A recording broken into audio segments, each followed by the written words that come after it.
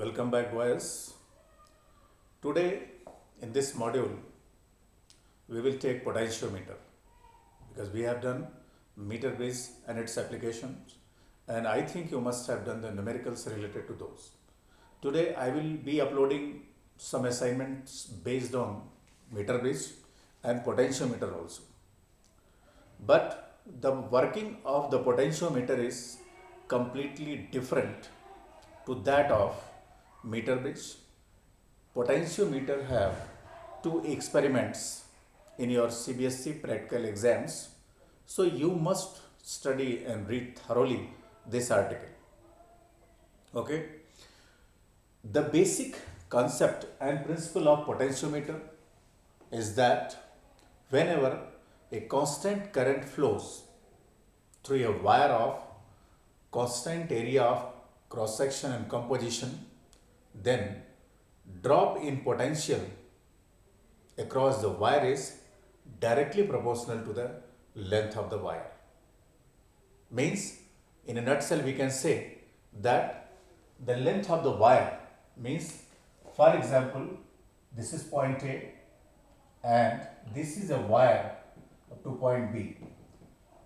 Now, this potential drop, if this point is C, this point is D, and this point is E. The potential drop across AC is less than the potential drop across AD is less than the potential drop across AE. मतलब जैसे जैसे length of wire बढ़ती जाएगी potential difference बढ़ता जाएगा या potential drop बढ़ता जाएगा. We will do this thing mathematically. Now then come to the construction of potentiometer. Construction of potentiometer. A potentiometer consists of even number of wires, that is 4 meter wire, 6 meter wire, 8 meter wire, 10 meter wire, 12 meter wire. These wires are arranged parallel to a meter scale. These wires are arranged parallel to the meter scale and there are two terminals attached with the wire. Now, we will construct this potentiometer and we will see the working of the potentiometer. Now, suppose this is point A.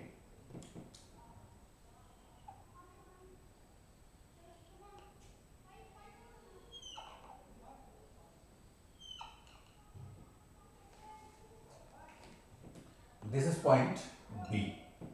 अब ए भी एक wire है तो कितना हो गया 1 metre 2 metre 3 metre 4 metre parallel connected है. A metre scale is placed parallel to this. इसको हमने बना दिया this is scale, this is arbitrary scale. तो 0 और ये 100 cm इसका मार्क हो गया. इसमें दो टर्मिनल्स होते हैं ए और बी. इनके बीच में हम जो कुछ कनेक्ट करते हैं. पोटेंशियोमीटर में दो सर्किट होती है, एक ड्राइवर सर्किट और एक प्राइमरी सर्किट. ठीक है. जो प्राइमरी सर्किट है, प्राइमरी सर्किट कंटेन्स ए सेल और ए battery along with a milliammeter or ammeter, along with a resistor, rheostat and a key. And this primary circuit is connected between points A and B. तो पहले हम primary circuit बना लें. और सबसे important point that is all the positive terminals of the cells, means if there are 2 cells 3 cells in the potentiometer circuit, the maximum will be 3 cells. Then positive potentials of all the cells must be connected at single point. Positive potential means positive terminal of all the cells must be connected to the single point. अब हमने ये circuit बनाई जो primary cell की है. एक हमने combination of cell लिया, की लिया, मिलीमीटर लिया, और रियोस्टैट लिया, ये सेकेंडरी पॉइंट्स हमने ले लिया, रियोस्टैट। तो ये क्या हो गया, प्राइमरी सर्किट हो गई। और पॉजिटिव पोटेंशियल यानी इसका पोटेंशियल, ये बैटरी B1 है, इसको हम बोलते हैं ड्राइवर सेल। ठीक है, अब ये जो पोटेंशियल है, ये जो पोटेंशियल डिफरेंस है B1 का, this is applied over length of the potentiometer wire AB। और इसको आप एक्सपेरिमेंटल प्रोसेस के लिए you can take a single wire, or you can take a double wire, or you can take a wire of multiple length, that is 2, 4, 6, 8, 10, 12 meter wires. अब इसका जो basic principle है उसको देखिए। We know that V is equal to IR. I is current flowing through the wire and R is resistance of the wire. Now we can say V is equal to I rho L by A, where L is length of the wire. Now you can say that this current I, specific resistance rho, and area of cross section is constant, because in explaining the principle we said that if constant current flows through a wire of constant area of cross section of the same material, then potential drop is directly proportional to the length. So we can say this total constant V is equal to K into L, or V is proportional to L. This is 3 and this is 4. So this thing is basic principle of the potentiometer. That is, potential drop across any length of the wire is directly proportional to the length of the wire. Okay. Now, what about this K? This K is called potential gradient. Potential gradient, and it is fall in potential per unit length of the wire. That is, K is equal to V by L. या इस फार्मूले से लिख सकते हैं, K is equal to V by L, that is fall in potential per unit length of the wire. और इसकी SI से यूनिट क्या होगी, वोल्ट पर metre, and sometimes this is also given in volt per second. तो potential gradient क्या define करेंगे, that is fall in potential per unit length of the wire is called potential gradient of the wire. Clear? तो this is the basic principle of the potentiometer, जिसको mathematically हमने explain कर दिया कि ये चीजें होंगी। अब आइए वर्किंग ऑफ पोटेंशियोमीटर देखते हैं। वर्किंग जानने के लिए हम सबसे पहले इसका कोई एप्लीकेशन लिखते हैं, और for example we have to find out the EMF of unknown cell. EMF of unknown cell. अब देखिए, इसको रहने देते हैं, अभी ये रब करते हैं। अब इसके लिए हमें सेकेंडरी सर्किट की जरूरत होगी। सेकेंडरी सर्किट में क्या होता है कि एक हमने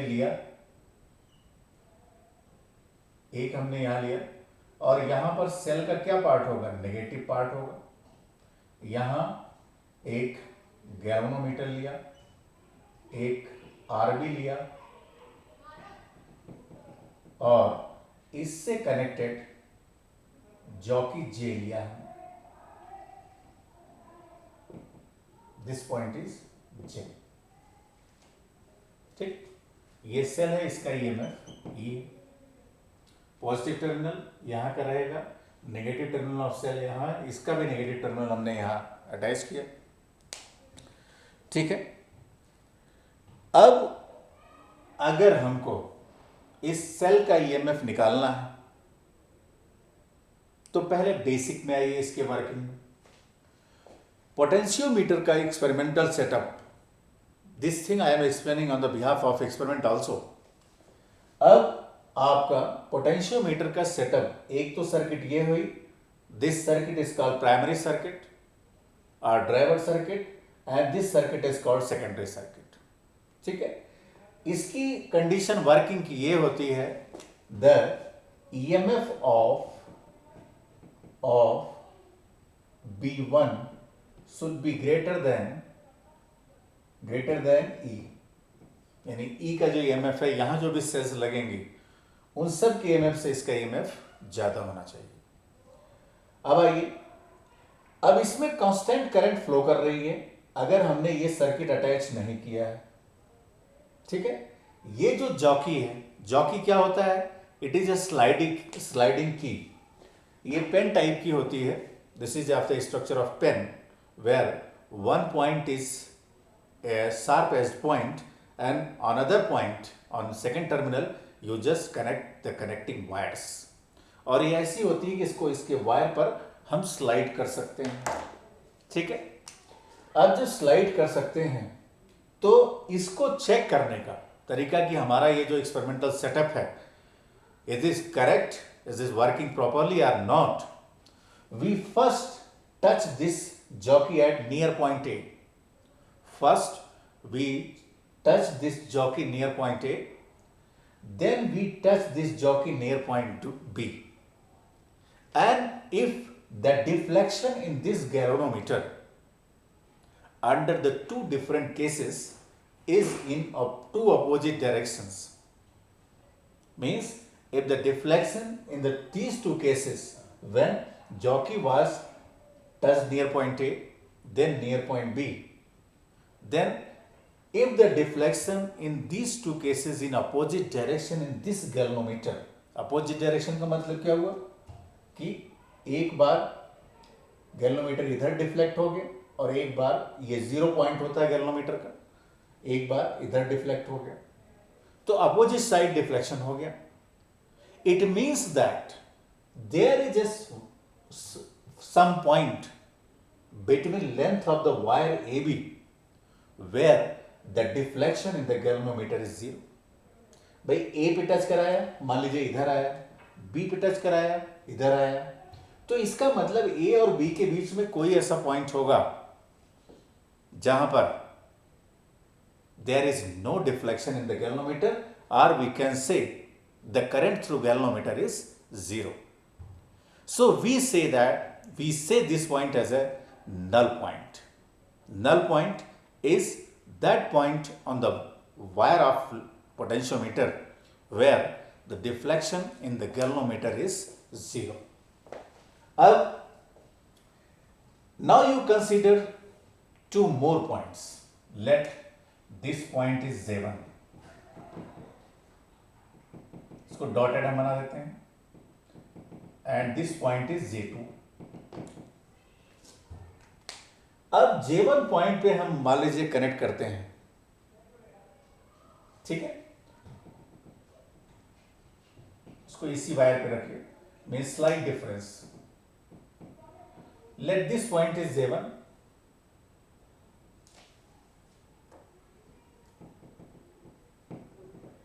फिगर सही कर,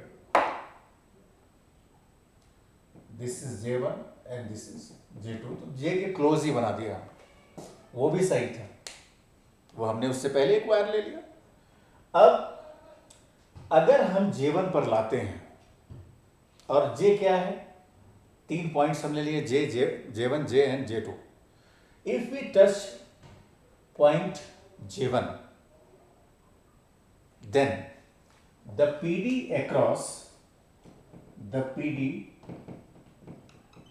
across length AJ1 कौन सी लेंथ हुई, यहां से यहां तक, this length and again up to this length. और लेंथ हमेशा जो मेजर करेंगे पोटेंशियोमीटर में, that length will always be measured from positive terminals of the cell. This is important point to be noted. The length will always be measured from positive terminals of the cells. तो positive terminal क्या हुआ, ये हुआ। Length कहां से major करेंगे, यहां से। ठीक, तो लेंथ ऑफ AJ1। अब लेंथ ऑफ AJ1 है जो वो उसके अक्रॉस एक पोटेंशियल डिफरेंस होगा, that is V A J one is equal to K into L A J, लिख सकते हैं from the principle of potentiometer. ये सफिक्स है. The potential difference between points A J one is equal to potential gradient into length across A J one. ठीक है. अब क्या हुआ कि इस कंडीशन में गैल्वेनोमीटर एक साइड डिफ्लेक्शन दे रहा है, तो और दूसरा जो ईएमएफ ऑफ सेल है, ठीक है, ईएमएफ ऑफ सेल जो है ई है, इसका मतलब क्या कि इसके अक्रॉस जो करंट फ्लो कर रही है, तो इसको एक वर्चुअल सेल हम मान सकते हैं. अगर हम ए पॉइंट ले लें यहां, ठीक है, और यहां पर इसी से हमारा दूसरा सेल कनेक्टेड है, ये पॉइंट J1 हुआ, तो इस पॉइंट अगर इसके अक्रॉस एक पीडी जनरेट हो रहा है, और कितना पीडी है, VAJ1, VAJ1 पोटेंशियल डिफरेंस इसके अक्रॉस है. Now A is at higher potential, so A is at higher potential and this J1 is at lower potential. ठीक. अब इसको एक वर्चुअल सेल हम कंसीडर कर सकते हैं. We can consider a virtual cell at this point. Virtual cell का मतलब क्या हुआ, एक ऐसी सेल जिसमें ये इसका जो ईएमएफ है यानी VAJ1 हो गया ये, और ये ईएमएफ ई. अब दोनों जो सेल्स हैं, दोनों सेल्स जो हैं, उस कंडीशन में इनकी पोलैरिटीज ऐसी है कि ये एक दूसरे के करंट्स को अपोज कर रहे हैं. जब एक दूसरे करंट्स को अपोज करेंगे तो इसका मतलब क्या हुआ कि जैसे इसके अक्रॉस जो पोटेंशियल डिफरेंस है VJ1 अगर कम है, इसका ईएमएफ ज्यादा है, तो इसकी करंट डोमिनेट करेगी, डिफ्लेक्शन इधर होगा. अगर इसके अक्रॉस पोटेंशियल डिफरेंस ज्यादा है, इसका ईएमएफ कम है, तो इसकी करंट डोमिनेट करेगी. और बीच में एक सिचुएशन आएगी ऐसी जब इसके अक्रॉस जो पोटेंशियल ड्रॉप है वही इस सेल का भी ईएमएफ है, ठीक है, वही इस सेल का भी ईएमएफ है. तो क्या होगा उस कंडीशन में, उस कंडीशन में यह होगा कि इस लूप में कोई करंट नहीं फ्लो करेगी, क्योंकि जितनी करंट ये प्रोड्यूस करेगा उतनी ही करंट ये भी प्रोड्यूस करेगा. Both current are in opposite direction and net current in the circuit is zero. So under the null position condition, the potential difference VAJ1 is equal to the EMF of the cell E. अब देखिए यहां RB का function क्या होता है, resistance box. Resistance box का function ये होता है, आप इसको कनेक्ट भी कर सकते हैं और नहीं भी कनेक्ट कर सकते हैं. रेजिस्टेंस बॉक्स का मतलब यह हुआ कि आपने इस लूप में एक फाइनाइट रेजिस्टेंस इंसर्ट कर दिया, and this resistance box is used to make this galvanometer safe from the larger current damage. जैसे आपने इसके बहुत क्लोज कर दिया तो पोटेंशियल डिफरेंस कम है, यानी इसका ईएमएफ ज्यादा है, करंट बहुत ज्यादा फ्लो करेगी, करंट ज्यादा फ्लो करेगी तो इसके डैमेज होने की प्रोबेबिलिटी है. अगर हमने इस आर्म में एक रेजिस्टेंस बॉक्स से रेजिस्टेंस इंसर्ट कर दिया, ठीक है, अगर रेजिस्टेंस इंसर्ट कर दिया, उस कंडीशन में क्या होगा कि अभी इस वाली ब्रांच से करंट कम हो गई, और जैसे ही हम नल पॉइंट के क्लोज आते हैं, वी इंसर्ट दैट रेजिस्टेंस, यानी उस समय हम इसको इंसर्ट कर देते हैं, यानी प्लग इन कर देते हैं, जिससे ये रेजिस्टेंस इंसर्टेड न रहे, and then null point is obtained. उस समय क्या है कि जब एक्सेसिव करंट सर्किट में थी, when there was excessive current in the circuit, we avoided the damage of the galvanometer from the larger current, and we just removed that resistance box when we reached to near the null point. यानी जे point के close हम पहुंच गए, तब हमने इसको आप circuit में लगाएं या ना लगाएं कोई फर्क नहीं पड़ता, बशर्ते आप केयरफुली एक्सपेरिमेंट परफॉर्म कर. ठीक. अब तो नल पॉइंट की कंडीशन हमें क्या मिली कि जब इस वायर के क्रॉस पोटेंशियल डिफरेंस इक्वल हो जाएगा ईएमएफ ऑफ सेल के, then we can say that this is J point is null point and there will be no current through the galvanometer. Clear? कब करंट नहीं flow होगी galvanometer में? जब ये jockey ऐसे पोजीशन पे आएगी जहां पर करंट जीरो है गैल्वेनोमीटर से। इसका मतलब कि इस एजे का जो पोटेंशियल डिफरेंस है, एजे का जो पोटेंशियल डिफरेंस है, that is equal to EMF of the cell, that is equal to EMF of the cell. और इसी को हम ऐसे लिखते हैं, that is the PD across AJ, length AJ is equal to V AJ is equal to EMF E of the cell when null point on wire AB is obtained at point J. J पर null point obtain किया। Clear? अब इसको हम क्या लिख सकते हैं? That is E is equal to K into L A J, यानी एजे की जो लेंथ है, एजे की जो लेंथ है,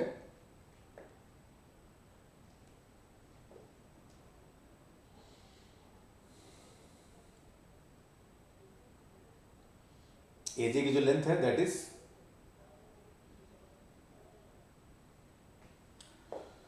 ओके। अब यहां से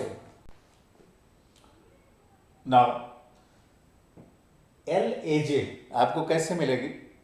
आप जॉकी स्लाइड करेंगे और स्लाइड करते रहेंगे, और स्लाइड करने का तरीका क्या होता है? पहले हमने इस वायर पे टच किया, यहां टच किया, यहां टच किया, यहां टच किया। जैसे ही आपका गैल्वेनोमीटर का डिफ्लेक्शन दूसरी डायरेक्शन में होने लगे, clear, then you can say that the deflection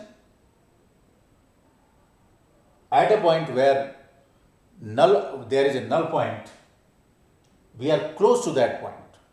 जब दूसरे डायरेक्शन में होने लगेगा तो क्या होगा? इसका मतलब नल पॉइंट वहीं कहीं है, और उस कंडीशन में हम जे पॉइंट पर टच कराते हैं, जिससे current through galvanometer is zero and EMF of the cell E is equal to K into L A J. तो एल ए जे हमने नल पॉइंट से निकाल लिया, K हमने निकाल लिया कहां से? Total length of the potentiometer wire and total potential difference applied by the cell B1। तो ये जो K है, ये K वहां से निकल आएगा V बाई L से, and we can find out the EMF of the cell. इसकी EMF पता नहीं थी, then we can calculate the EMF of the cell. Now this was the complete description of the potentiometer and its working, its principle. Now we come to applications. So there are two basic applications of potentiometer which are also there in the form of experiment. That is, one is comparison of EMF of two cells, comparison of EMF of two primary cells, and second, to determine the internal resistance of the cell. Now, let us draw the diagram for the first, that is comparison of EMF of two cells.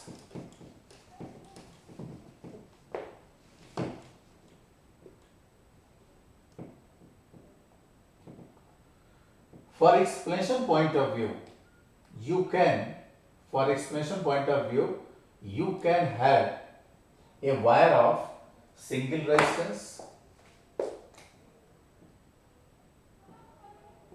Now, for comparison of EMF of two cells, we take two primary cells of EMF E1 and of EMF E2 and a two-way key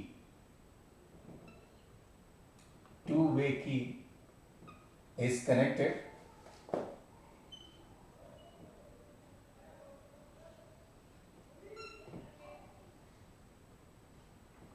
this is point A, this is central point B, this is C.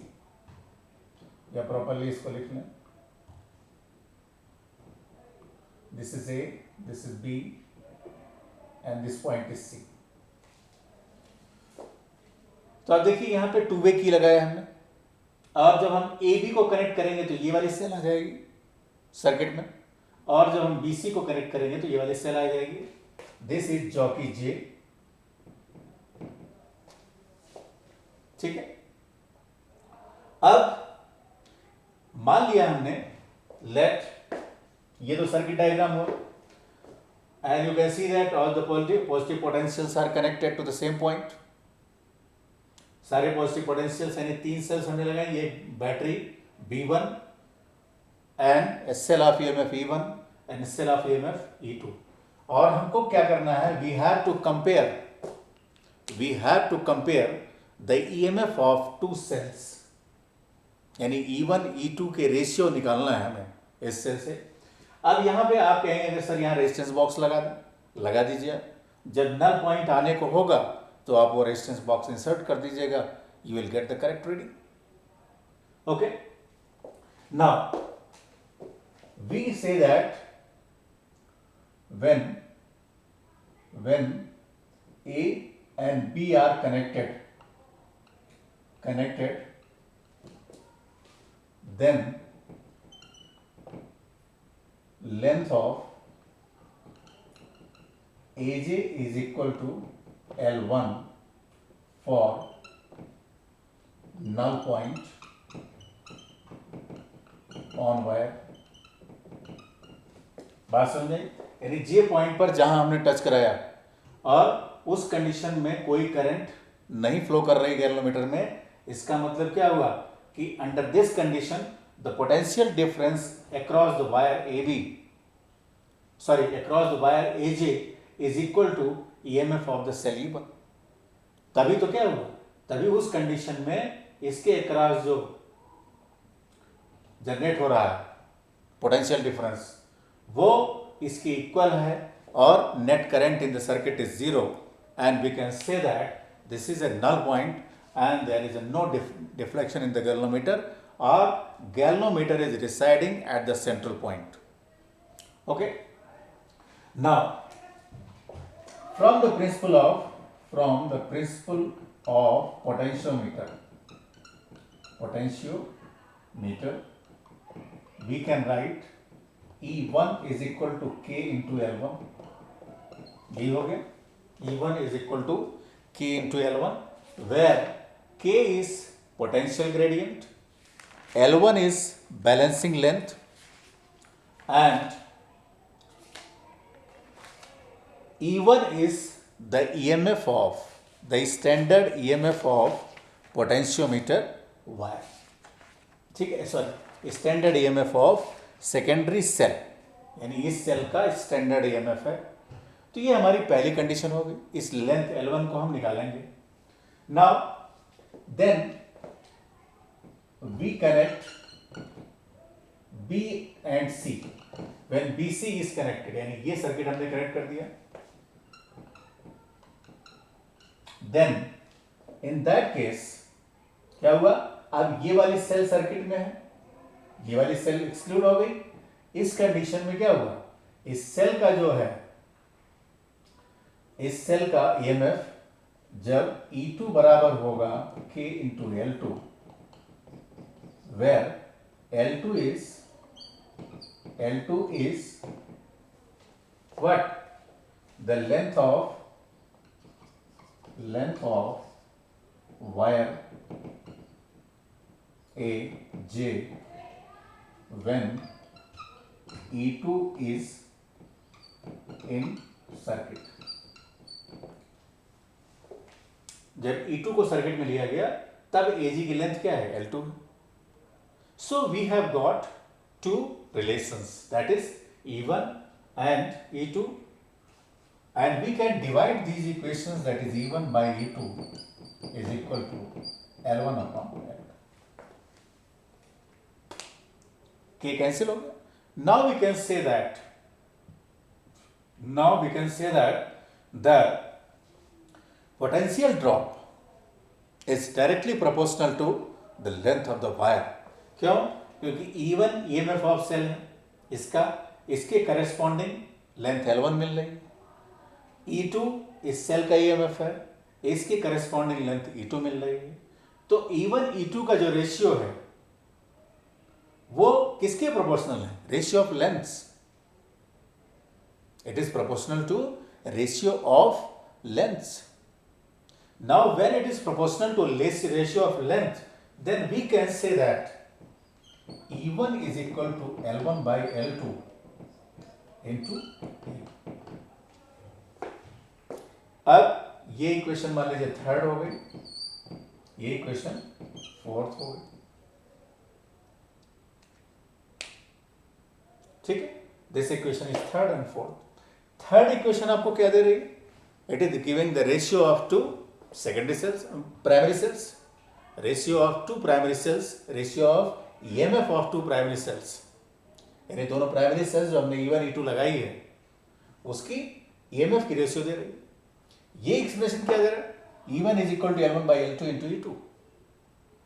इसमें क्या होता है, इसी expression में अगर इसी cell में कोई एक ऐसी सेल है जिसका हम स्टैंडर्ड EMF जान रहे हैं और दिया गया, means if the standard EMF of the cell E2 is given, then by this formula we can calculate the standard EMF of cell E1. तो ये इसको इसलिए भी यूज होता है कि अगर इसमें से किसी एक का स्टैंडर्ड वैल्यू दी हुए, then we can calculate the standard EMF of this cell. तो बेसिकली हम क्या कर रहे हैं कि अगर आप टोटल ध्यान से दीजिए एप्लीकेशंस को, तो बेसिकली हम पोटेंशियल डिफरेंस निकाल रहे हैं वायर के cross. And A potentiometer is called ideal volt meter. Potentiometer को आइडियल वोल्ट मीटर कहते हैं. क्यों कहते हैं? आइडियल वोल्ट मीटर वो वोल्ट मीटर होता है कि जिसका रेजिस्टेंस इनफाइनाइट हो. Means ideal volt meter has infinite resistance, and under the ideal condition if the resistance across the voltmeter will be infinite, then current across that voltmeter would be zero. हम इसको एक जो ideal voltmeter बोलते हैं, किस लिए बोलते हैं कि जब हमने लेंथ को मेजर किया, then in that condition there was no flow of current in the circuit, so resistance of the wires were not playing any role. Resistance of the wires were not playing any role. That's why a potentiometer is called ideal voltmeter. This question is asked in board, that why potentiometer is called ideal voltmeter. एक बार फिर मैं इसे repeat करता हूं, देखिए जिनको नहीं समझ में आया, ये वाली जो सर्किट है, ये पोटेंशियोमीटर के किसी एप्लीकेशन के लिए सेम रहेगी. इसमें कोई चेंज नहीं आएगा. जो चेंज आएगा वो सेकेंडरी सर्किट में आएगा. ठीक है, ये दो प्राइमरी सेल्स. जब हम इंटरनल रेजिस्टेंस निकालेंगे तो हम क्या करेंगे, एक प्राइमरी सेल और एक रेजिस्टेंस बॉक्स लेंगे. अब सारे पॉजिटिव टर्मिनल्स एक पॉइंट पे कनेक्टेड है. ठीक, अब जो भी लेंथ हम मेजर करेंगे, that length will be measured from positive terminal of the cell. और पॉजिटिव टर्मिनल किस पे कनेक्टेड है, ये पॉइंट पे कनेक्टेड है. यानी लेंथ कहां से लेंगे, जैसे 1 मीटर यहां हो गई, यहां से यहां है. अब क्या हुआ, 1 मीटर प्लस दिस लेंथ. कुछ लोग कर देते हैं क्योंकि मीटर स्केल यहां लगी है, वो यहां से लेंथ मेजर कर लेंगे. No, this is wrong. You have to measure the length, this 1 metre, again length from this point to this point. This is connecting strip. ये कनेक्टिंग स्ट्रिप होती है एग्जैक्टली. इसको ऐसे आप बना सकते हैं, आपको लगेगा ये वायर है, दिस इज कनेक्टिंग स्ट्रिप, यानी एक स्ट्रिप से कनेक्ट किया जाता है और ये पॉइंट बी होगा, ठीक। So this is the application of potentiometer. पहले हमने क्या किया, ए बी को कनेक्ट किया, जब ए बी को कनेक्ट किया तो ये वाली सर्किट में हो गई सेल। अब इसको जब हमने जे को स्लाइड किया, यानी जॉकी को स्लाइड किया इस वायर पे, तो कोई ऐसा पॉइंट मिलेगा जहां पर इस गैल्वेनोमीटर में डिफ्लेक्शन जीरो, और जहां पे डिफ्लेक्शन गैल्वेनोमीटर में जीरो, उसी पॉइंट को हम जे मार्क कर देते हैं और हम लेंथ ए जे नोट कर लेते हैं। लेट दिस इज L1, तो E1 के करस्पॉन्डिंग लेंथ क्या आ गई, L1 आ गई। सेकेंड, जब इसको हमने ओपन कर दिया, इसको क्लोज कर दिया, जब इसको क्लोज किया तो क्या हुआ, E2 सेल सर्किट में आ गई और इसके करस्पॉन्डिंग जो लेंथ है दैट इज लेंथ A2। जब लेंथ A2 है तो उसके करस्पॉन्डिंग जो पोटेंशियल डिफरेंस है या EMF है, E2 is equal to K into L2। ये दोनों को हमने डिवाइड कर लिया, it is the ratio of E1 by E2। This process is called, that is application of potentiometer, it is comparison of EMF of two cells, comparison of, ये first application है potentiometer का, that is comparison of EMF of two cells. तो दोनों cell कौन सी, E1 E2, इनका comparison किया जा रहा है, इनकी EMF का कंपैरिजन किया जा रहा है। Now second, the second application of the potentiometer is to find the internal resistance of the cell। हमने आपको करंट इलेक्ट्रिसिटी में ही इंटरनल रेजिस्टेंस किया, बताया कि इंटरनल रेजिस्टेंस स्मॉल r से डिनोट होता है, it is represented outside the cell. Then in this experiment we will find the internal resistance of the cell, और वो भी बोर्ड पॉइंट ऑफ व्यू से काफी इंपॉर्टेंट है। The numericals related to the potentiometer are very easy. Only the point is to understand the concept. बहुत लंबे calculations नहीं होते potentiometer में। So next we will be taking in next lecture, and that will be uploading